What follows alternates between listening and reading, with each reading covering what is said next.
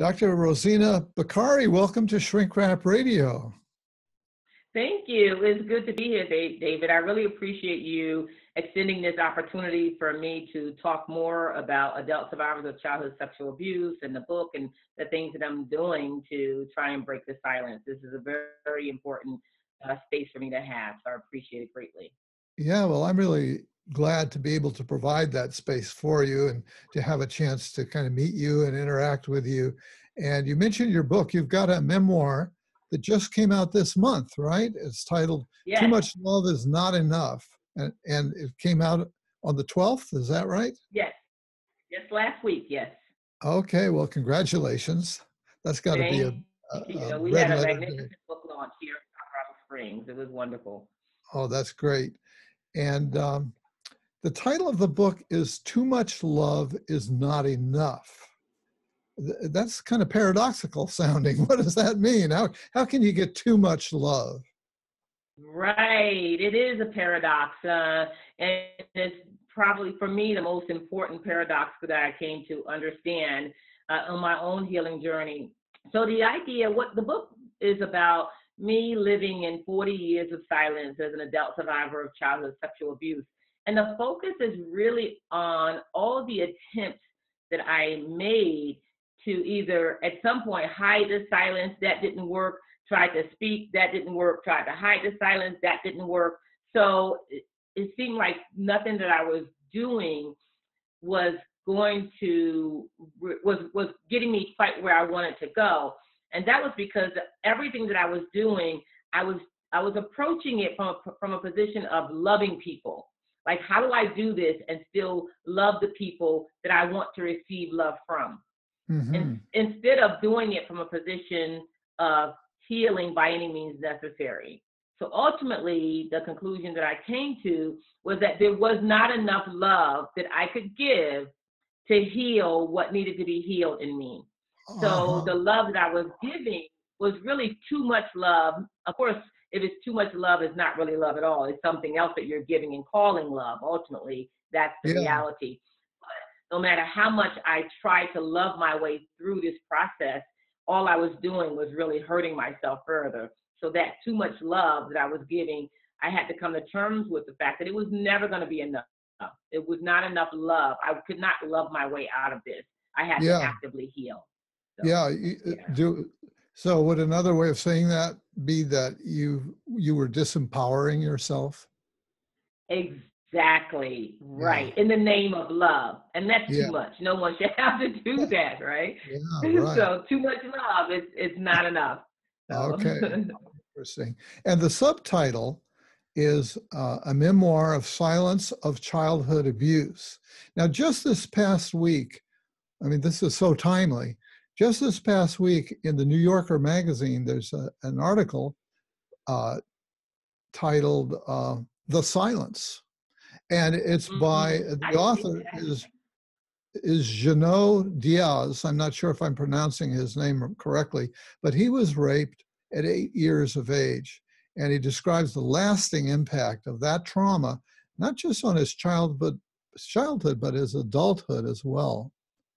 Right. So I don't want to take away from your story, but I just wanted to mention that to highlight two things. One is it's not just women, boys also are the object Thank of you. sexual abuse. And uh, just how timely this is. I mean, this whole awareness of sexual trespassing is Right. just, it's so current and so fresh. So, and so widespread. And Right. so your book is about breaking your own personal silence, and Yes. it's a real sort of coming out story. Uh, we'll probably be getting into this a lot more in detail, but sort of what Okay. drove you to write this book?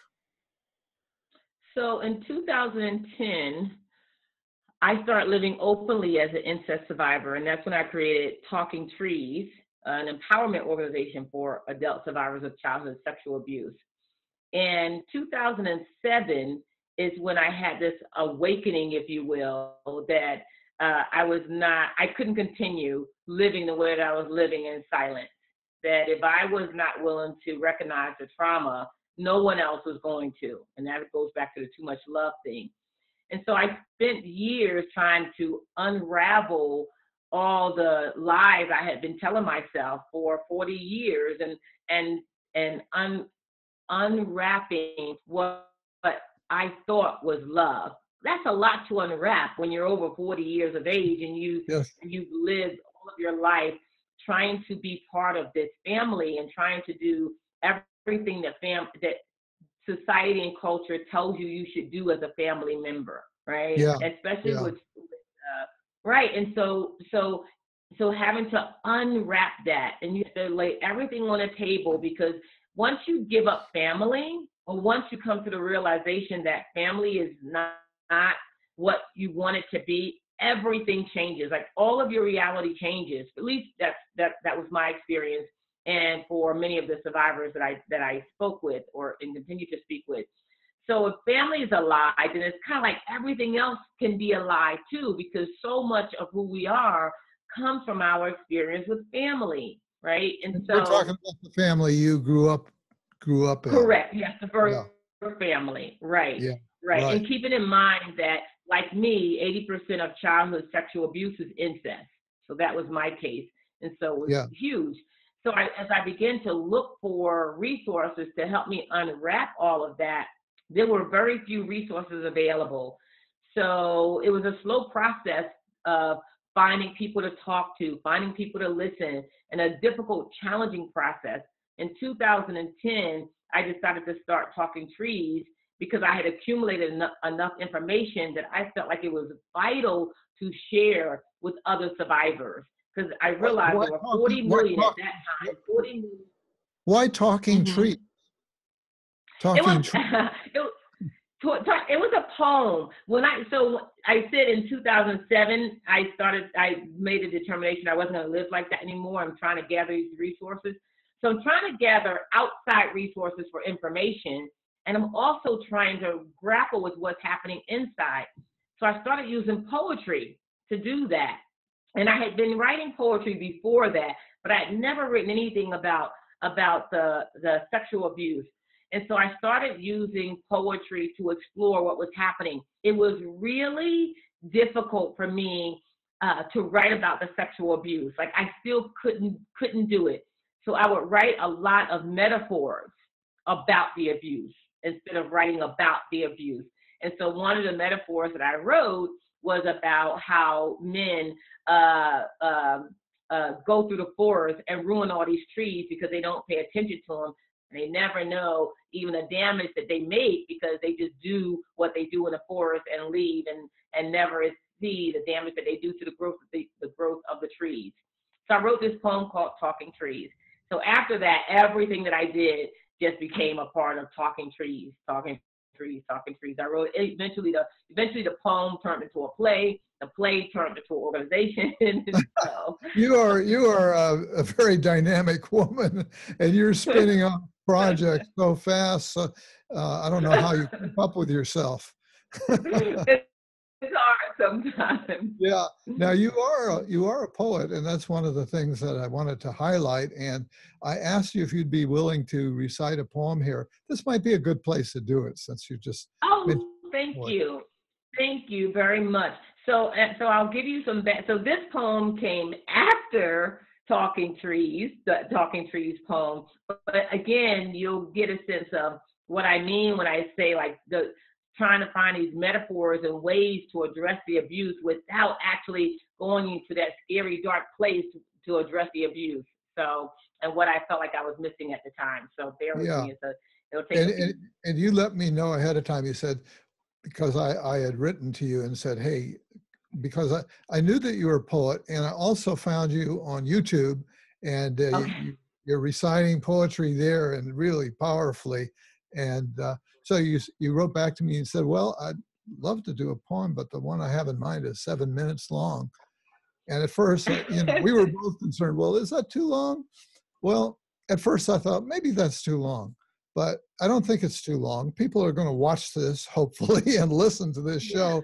And if they want to get to know you and your passion and what you're about, So I'm just talking to you, audience, now. You should be willing to invest 7 minutes in this woman's Right. poetry. And the other important piece is that I think this is going to be the signature poem for the We Too movement. It's the one that I did at the launch, and it's really the one that I feel like I must share with people if they want to understand what survivors experience.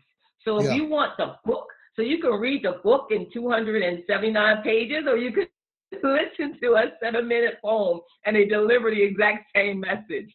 So it's worth the investment. Okay. So it's called The Gift of My Pain. I have a gift that I cannot give away, for I have tried and tried. The gift that keeps on giving are the tears that I cry, but everywhere I turn, people turn away from my pain. They turn their back with a silent request for me to look like a picture in a frame. I am too beautiful, too special, too smart to carry such anguish. So talking about pain is like speaking a foreign language.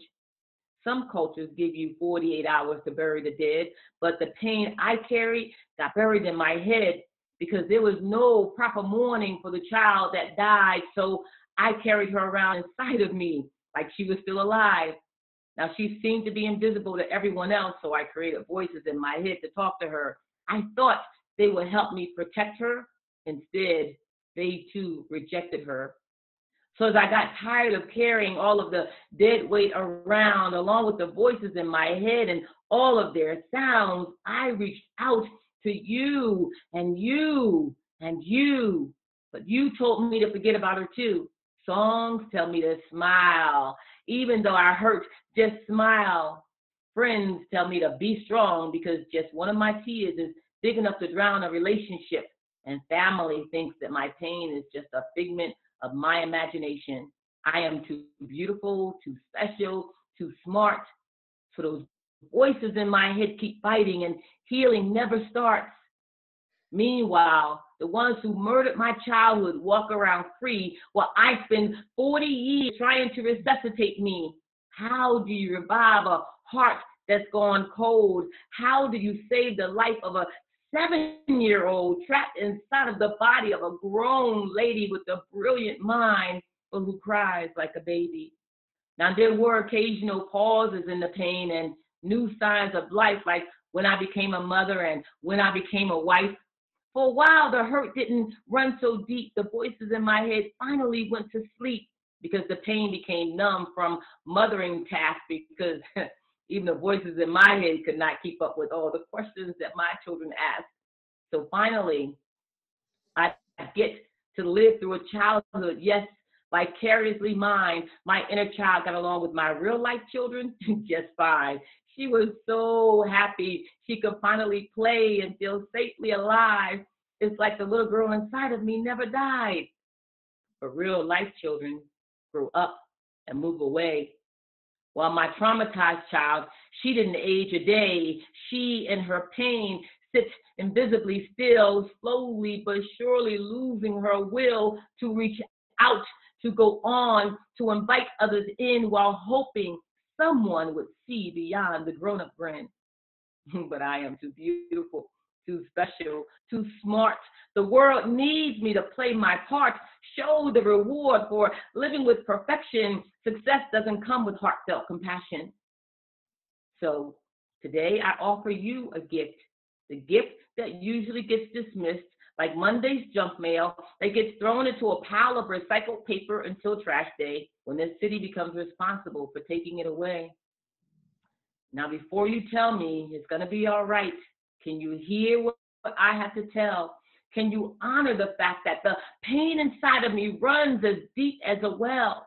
Before you put your arms around me to say I am too beautiful, too special, too smart, can you listen to my aching heart?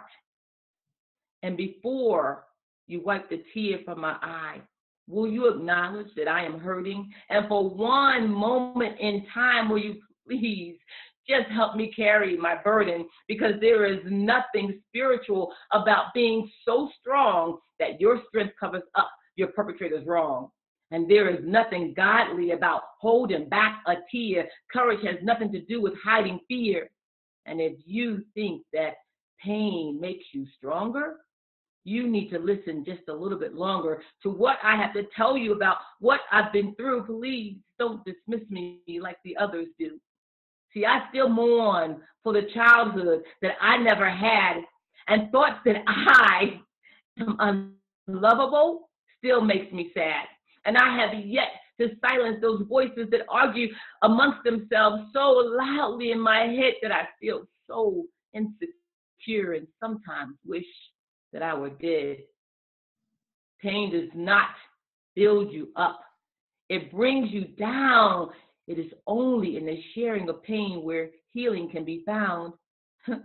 But many dismiss my pain, perhaps to ignore their own. People refuse to cry as a sign of being grown.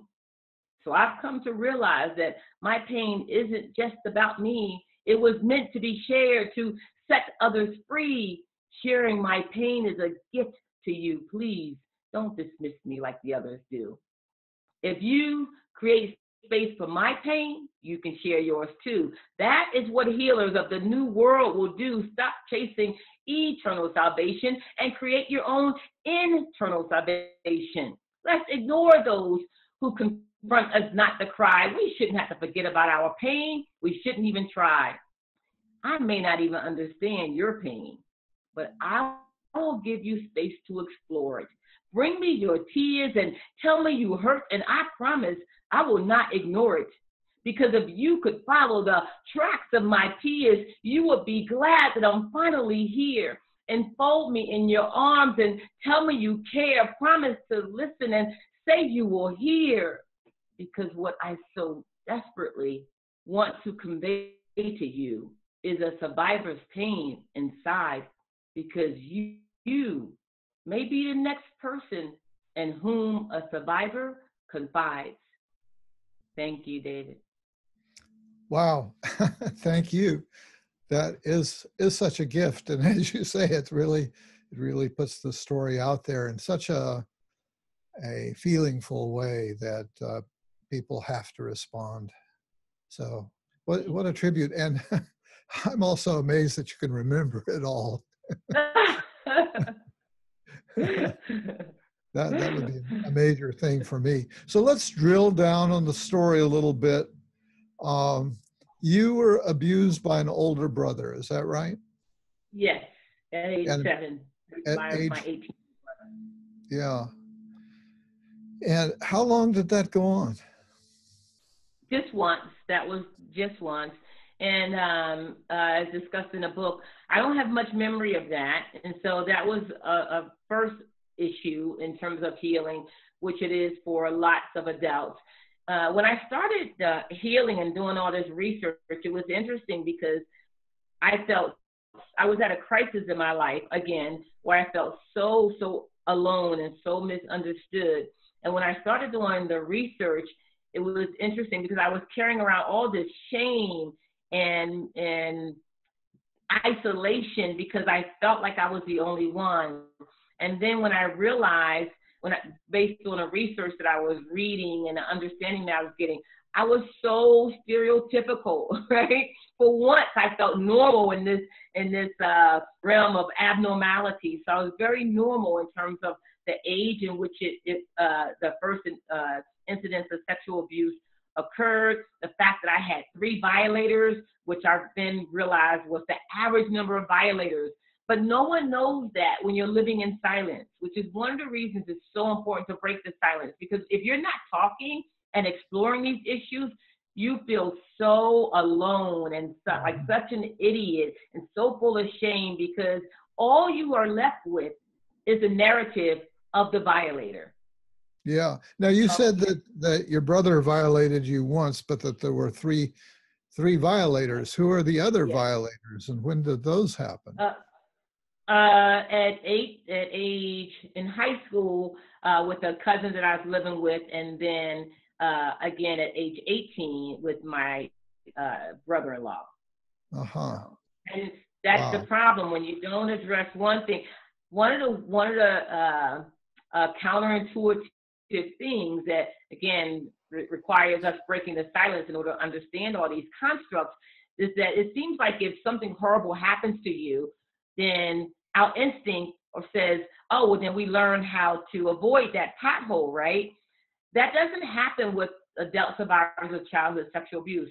When something occurs to you so young, then what happens if when that trauma is not addressed, it's likely to happen again. So it's contrary to what people think.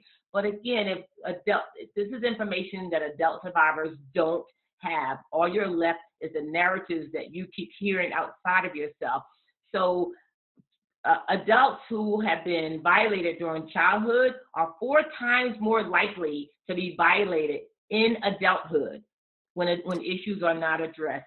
So Yeah. this idea that you learn how to do, take care of yourself is not what happens at all. yeah. Do you think it's because what's learned is a sense of I deserve it. I'm not good enough.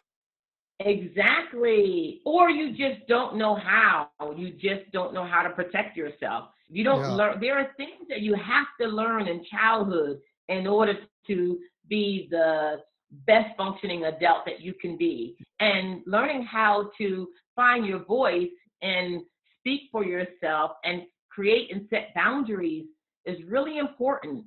And so when you don't, then it leaves you vulnerable to many negative things happening. Yeah. So, Now so you when grew you up in look at all the Philadelphia. horrible things that happen in life, they happen more often to adult survivors. Yeah. So because also you're wanting to you're wanting love. You need love more than ever. And so you Right. take those risks of people who seem to Exactly. give you some love. You grew up in Philadelphia, right? Yes. Yeah. And I think we shared that on the phone once. I went to university in Philadelphia, so I know that city. And so what kind of impact did this have on you in the early years of growing up, in grade school, in junior high, high school? Uh, because you're very accomplished, and as your poem points out, you're very bright. And did you just sail through school easily? What was going on? I kind of did. So this is the fun part, fun in a very sarcastic way, fun part about healing as an adult, that you have to go back and look at this stuff. And so the things that I can tell you now, I can tell you now only because this is part of the healing process of unraveling that. And so I'm telling you this in hindsight Right. of what I think the experience was. So I was a very awkward child. I don't know if that was before or after because I don't have complete memory of the abuse. But I can tell you for sure after the abuse, I was a very awkward child that never quite fit in. So I always remember doing things trying to fit in. Like I specifically remember feeling like I don't fit in, but I Hmm. will do whatever I can to fit in. So sometimes I got in trouble. I got in trouble for stealing. I got in trouble for cheating. But it was never big trouble. It was trouble that said, "Boy, that's a stupid little girl," right? Like it was, it was like it was just menacing enough not to be serious, but menacing enough that when you read about it, someone says, "How come someone didn't notice that that these things were kind of adding up to something's wrong or something has gone Yeah. wrong?" I was also always a very bright young lady. I was always, and so people always recognized that I had this sense of brilliance in me. I didn't, and I never felt brilliant. Never. People would always tell me that. I never felt that way. Were you So a big reader? was Were you I? were you a big reader? No, I wasn't a big reader, keeping in mind that I was the youngest of 7 children. And for the first 8 years of my life, my mother was a single parent. My father was not in my life for the first 8 years. So poverty was also part of my life. So people who live in poverty tend not to have a lot of books. So, so I don't know if I would. Right? So I don't know that I would have been a good avid reader or not. I wasn't. I always asked a lot of questions and I always loved learning. I did always love learning, but I wasn't always a great student either because I never fit in anywhere. I never really fit in the classroom. I never really fit in with friends. I always had friends, but it was all I was always struggling to be a part of something. Yeah. So you ended up getting into Cornell. How did that happen? Yeah, that's probably Because, where my question of were you a big reader? I would think that you'd have to be a big reader to get into Cornell. well, I never felt smart. I just did what was necessary. I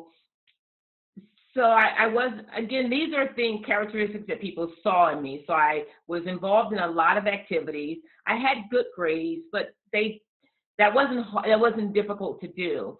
And Cornell was looking for people who are students who were involved in a lot of activities. So I was, and I had good grades, and I was in a predominantly African American school, so I didn't have a lot of competition. So part of how you get selected into these schools is based on who you're competing with, right? So based on my school district and where I am, it's probably not as much competition. So I have good grades. I have pretty good grades. I'm involved in a lot of activities. I applied to this school. It's the late 1970s. I went in 1980. And so there's some issues still. We're at the very trail slither of affirmative action going on. So enough things came together that put me there. Now, some people would say fate is fate. That's what my mama said. Fate is fate. Interesting, when I was in second grade, I got offered a scholarship to private school, and my mother turned it down. Right, so my mother says Cornell University was just the universe coming back around Huh. to put me where I belong. So perhaps some fate played a part in some of that. But even at Cornell, I never felt like I fit in. Like, academics were never important to me. I just happened to be good enough at them. I was never great at them. I didn't Uh-huh. really enjoy academics until I got to my PhD program. Right? It was fun. Huh. Then I actually enjoyed that. So Where was that? and University of Northern Colorado. Okay. So Yeah. I So think it's that was partly because of age. it, because of age, were you a lot older than when you went Yes, to, yes, yeah. yes, And at yeah. that I was point, 22 years old when I got my master's degree. you got a master's too. Okay. You were, Yeah, yeah. you were doing the academic thing. And this is probably good. You know, in some places you describe yourself as a rogue scholar. Yeah. And Rogue, not roads as in England, Right. but it's cute. And so you are a rogue Appreciate it. scholar. In what way are you a rogue scholar? So I I've taught at the university level, the community college level, and still, in fact, I still teach a couple of online community college classes. As I begin addressing the issues of childhood sexual abuse for me, and then as an organization, and then this universal issue, I kept running into issues of gender. And even when I look at just the childhood sexual abuse, and I look at male victims and female victims, even when the victims are male, the violators are still female. The violators are still male, right? So male on male violence, male on female violence, female genital mutilation. So the more I looked at this, it's like how at some point we have to address this issue of male violence in the world and how it imposes itself on all bodily autonomy for people, whether through war or sexual violation. And so I started doing some poetry to address that, and that's a really big issue to address in every culture and society. And so my poetry just got bolder and bolder in terms of addressing issues that were beyond my personal experience, to ask and challenge society to take a look at these issues that make us uncomfortable, that we don't want to deal with. So I started using my scholarship in poetry, where I thought I would reach more people that needed to be reached, instead of in research journals. Hmm. So I turned away from what PhDs typically do with their training and scholarship, and I Right. started using it to communicate with people at the grassroots level. So that's why Yeah. I started Yeah. referring to myself as a rogue scholar. Yeah. I kind of identify with that myself. I feel like, I mean, I've got enough stuff on paper to pass, but but I've always felt a little bit like a rogue scholar myself. Right. Yeah. I Yeah. think many of us do. And Yeah. yeah. And I also can identify with the shock of going to an Ivy League school with the history that you had, because I got a scholarship to go to an Ivy League school, the University of Michigan, University of Pennsylvania, pretty much for the same reason. Even though I'm white, I came out of a black neighborhood and I had a black Mm, stepfather and half sister. And so, against that backdrop of the neighborhood that I was coming out of, you know, exactly. yeah, yeah, I looked like an all-star. But when I got Right. to Penn, and my classmates who were coming from Harvard and all those other Ivy Leagues, uh, well, no, this was at the undergraduate level, but a lot of people were coming out of prep schools, I'm sure you know, Yes. and a whole very different culture there, very different culture. So that's Yep. been such a shock for you. How did you Yeah. What school did you deal go with to? that? What high school did you graduate from? I graduated from it was actually a Christian day school, because Okay. my grandmother was an evangelist. And so it was called Culture Okay. Academy. It's not there anymore. Okay. Yeah. Okay. So, so how did you cope at Cornell? What got you through? I lived and again, this is in the 80s. I was there from 80 to 84. And there was a lot of backlash, similar to what it is now about affirmative action and overt racism there. People who really didn't think that people who look like me should be there. Well, that's Uh, really difficult when you already don't feel like you should be there. yeah, really, really. But what happened for me was that I lived in a hall called Ujima, and it was for students who had a particular interest in uplifting the African American community. So we were Mm, 144. There weren't much all that many more African American students on campus. Period. But it housed 144 students, and it was the first time I had ever been around Black brilliance to that degree.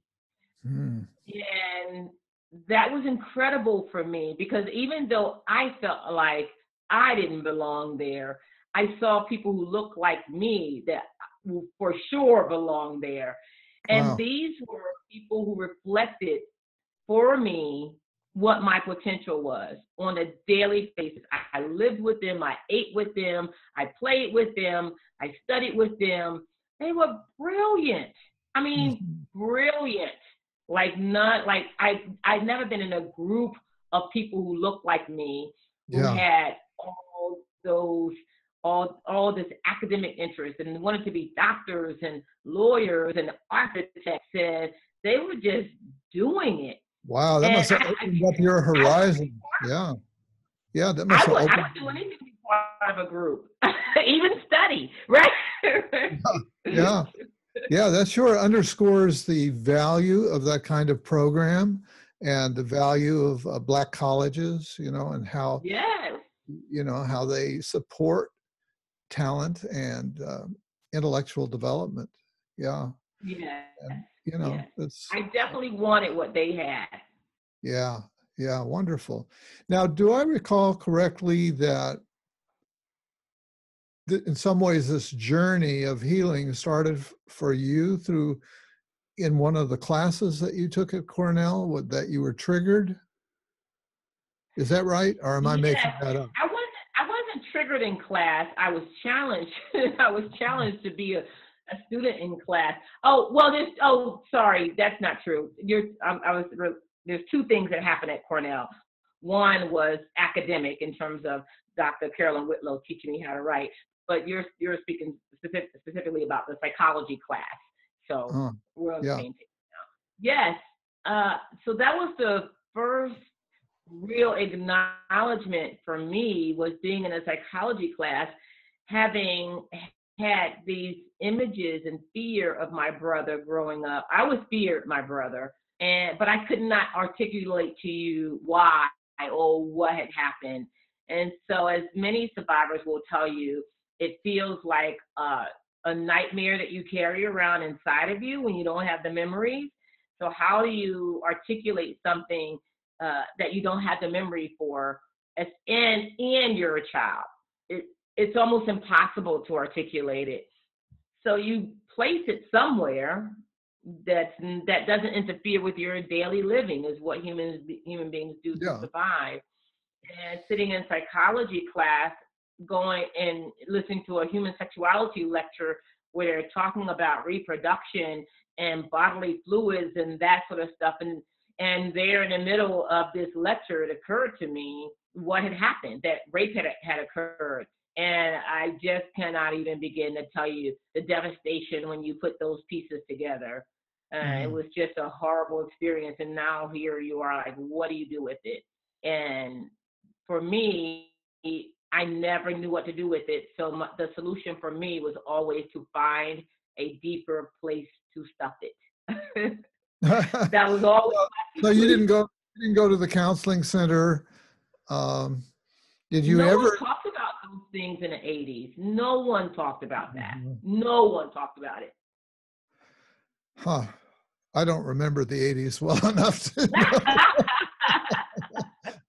So, so anywhere in this process, did you ever seek out psychotherapy? Once that was in 1989, after I had my master's degree and had been working in the field, I got a job counseling as a therapist on a college campus. And I loved that job at the State University of New York at Oswego. Wonderful job, wonderful people, a really healthy work environment, thankfully, because it could have turned out very differently. And rocking and rolling, like just going through life.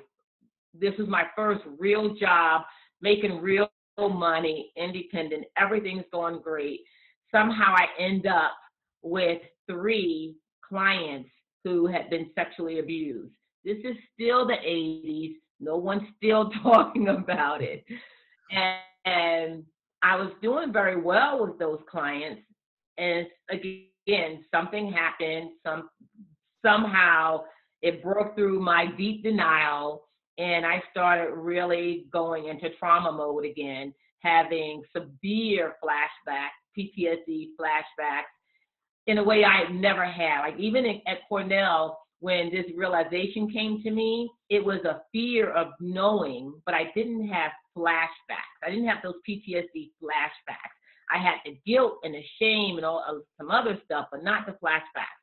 This time, I started having like PTSD flashbacks, scared the heck out of me.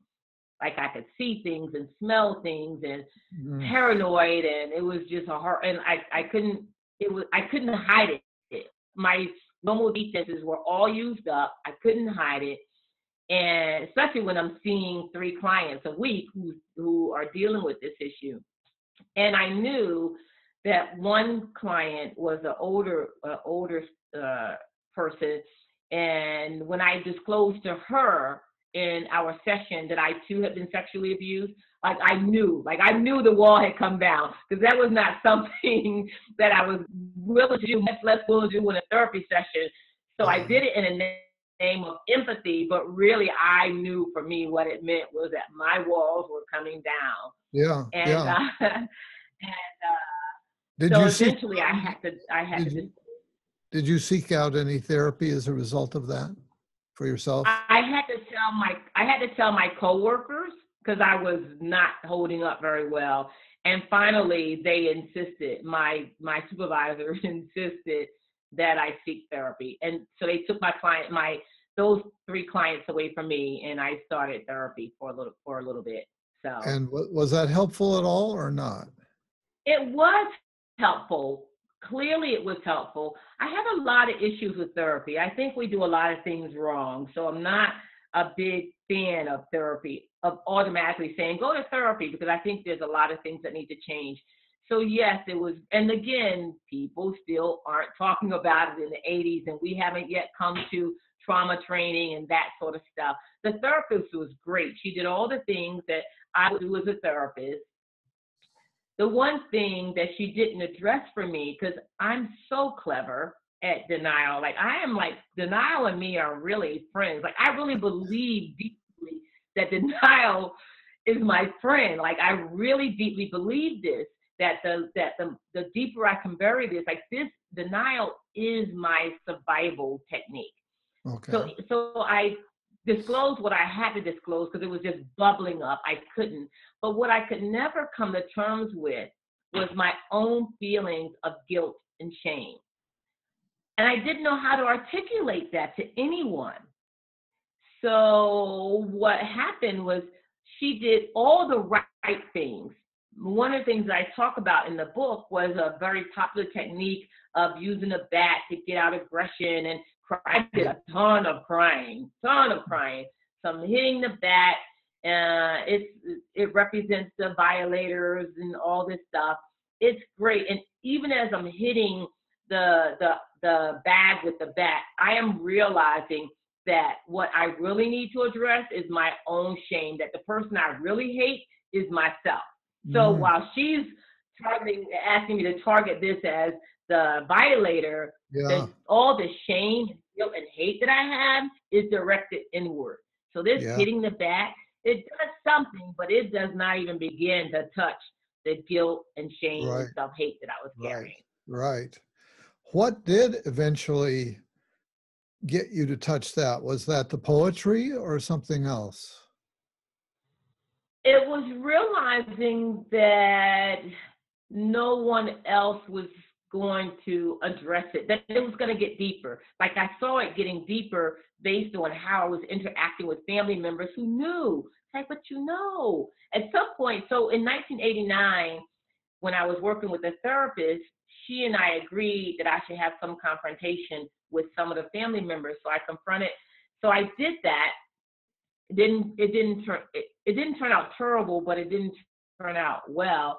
My sister, whose husband was a violator, understood and believed me. So I was believed. That's really important for any survivor. I was believed, but I Hmm. was not supported. Hmm. So it was better, but it wasn't addressed, if that makes sense. What would have been support if she had supported you? She would have done what? The one part that has never been able to articulate to people, because I assume people should know, or I assume there should be some response other than okay, like okay, you've been sexually abused, okay.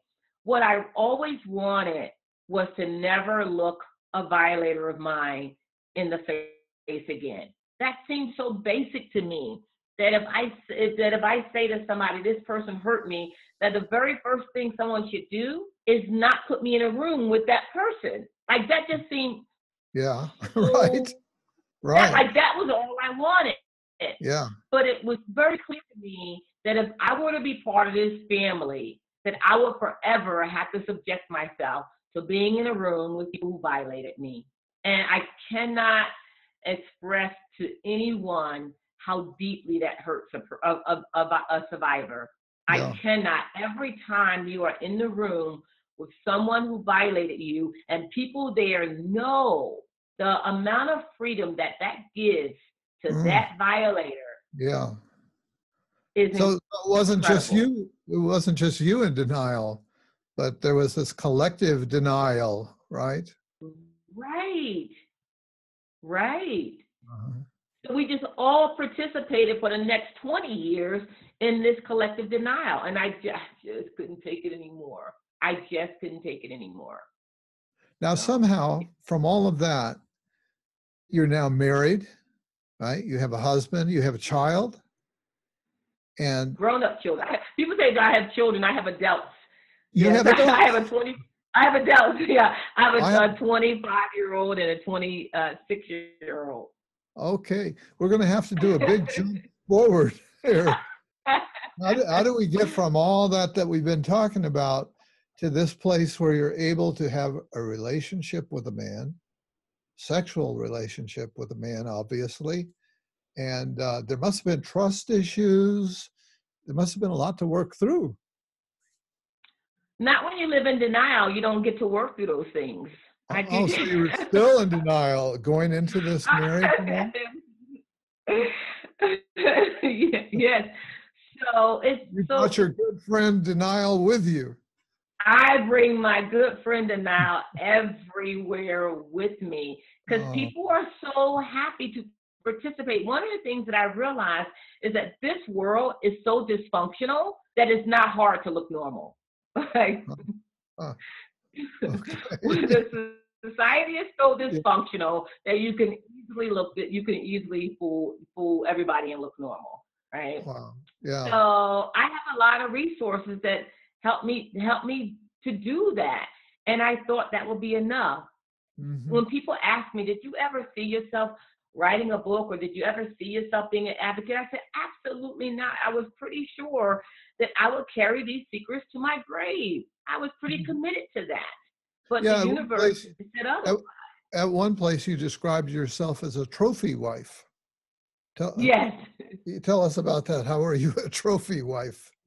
Right. So this idea, it was another tool for me to use for denial, right? If I have this husband and I have these degrees and these jobs and these beautiful children, then of course there's nothing wrong with me. I was willing to engage in that. My husband was willing to engage in that. So when I said, hey, honey, let's keep this a secret, he said, okay. I'm like, who says okay to that? Oh, so, he did. He did. right. So people benefit. So people all around me, I saw all around me the benefit of silence. Hmm. And everybody bought into that. Everyone bought into it. And Yeah, it that's meant why that I could silence is belong. such a big theme in the book. It's, right there in the subtitle, silence. Exactly. Hmm. So it's Wow. so the book is all about me, really my buy-in into the silence. I had a 40-year buy-in into the silence. Beyond what happened, that's the trauma begins with what happened, but the trauma is carried on by the silence. Hmm. Yes. Yeah. Well, you know what? I know you've got some other things you want to talk about before we run out of time here, which could happen. I could talk to you for a long time. And so you've got a couple of organizational efforts, things that you're doing. Tell us about those things. You've got something called Talking Trees and the We Too mission. Yes. Take us through Yes. those. Thanks, David. So, Talking Trees is the organization that I created in 2010, and we've been working hard to break the silence. We're an organization that encourages adult survivors to live openly in order to heal, because secrets just don't heal. They're not good for anyone, and they don't heal. We don't require people to live in silence. We support people. We don't require people to live openly. We support people in living openly and try to give them tools and resources and a community to live openly. So that's Talking Trees. What's happening now with the book launch? The book launch has come with a Talking Trees mission launch of the We Too mission.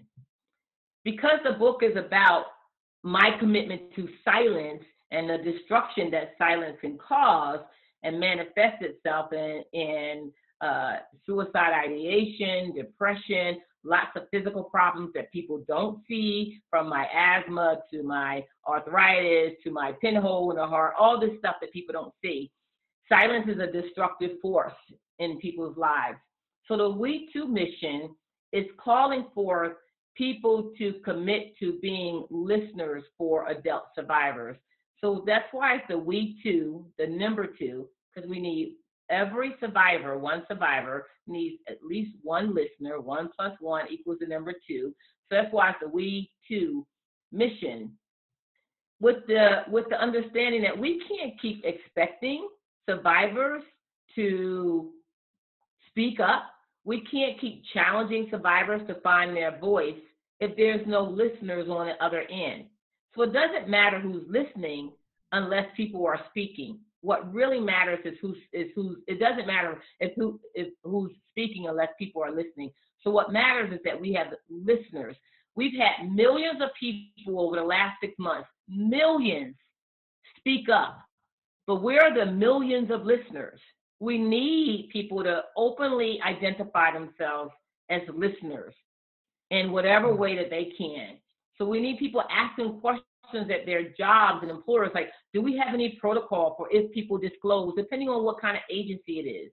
So for example, at the medical offices and accounting offices, where people ask you to check a box if you've been sexually violated or had non-consensual sex, yet don't do anything when you check that box.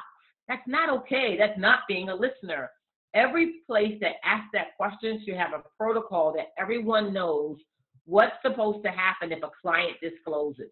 Every place should have that. With what's going on now, the conversation is open. It's on the table. We have to begin to train ourselves to have these discussions that create safe spaces for people when they disclose. Doesn't mean you become their therapist or their best friend or their long-term listeners, but we all should have some practice in responding to disclosures.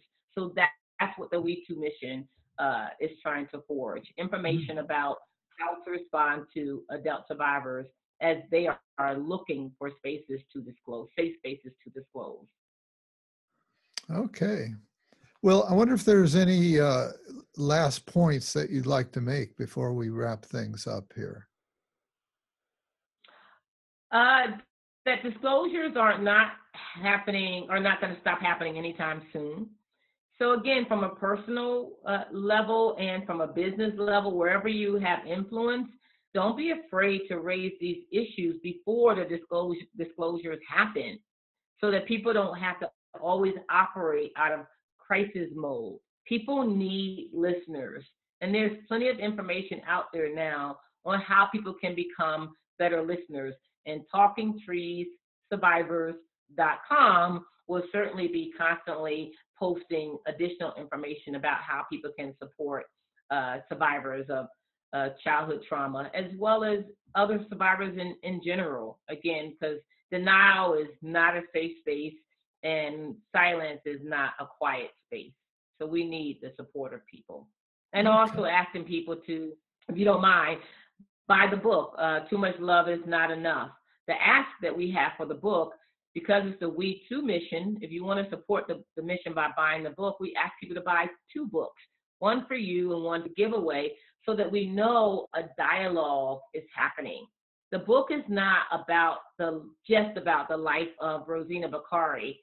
If all you learn is information about me, that's okay. But the point of it is for people to become better listeners in the world and recognize that that book represents millions. So what do we do? How do we position ourselves to be better listeners and better understanding of the millions of people that book represents? So buy 2 books, share one, and create a discussion. So that's my ask. So. Okay. Well, that's a great close. Thanks so much for sharing your passion with us, Rosina, and your story. Rosina Bakari, thank you for being my guest today on Shrink Wrap Radio. It's been wonderful. I appreciate you, David. I appreciate you.